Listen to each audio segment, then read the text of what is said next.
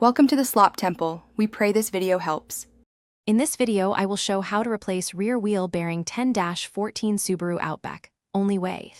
Begin by loosening lug nuts while car is on the ground, then lift and secure with jack stands. Remove the wheel, brake caliper, rotor, and axle nut in sequence. Keep parts organized and take photos for reference.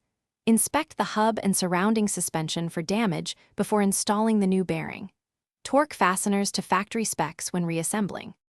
Start by removing the axle nut and sliding the axle out of the hub carefully to avoid CV joint damage. Unbolt the caliper and hang it to avoid stressing the brake line, then remove the rotor.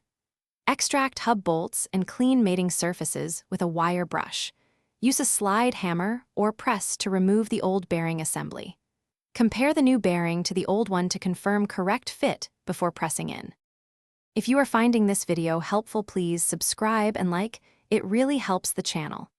Quick recommendation: upgrade your clean game with the Shark AI Ultra Robot Vacuum. Voice control makes it funny when it avoids my toolbox, and it keeps metal shavings off the floor. It's great for keeping the work area tidy between jobs.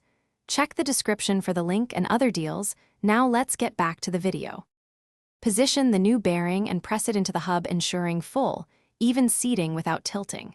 Reinstall the hub assembly and torque the hub bolts to specification, then slide the axle back through and torque the axle nut correctly. Refit rotor and caliper, bleed brakes if necessary, then lower the car and torque the lug nuts in a star pattern. Test drive slowly to confirm there is no noise or play before returning to regular driving. Thanks for watching. Consider subscribing if we helped you.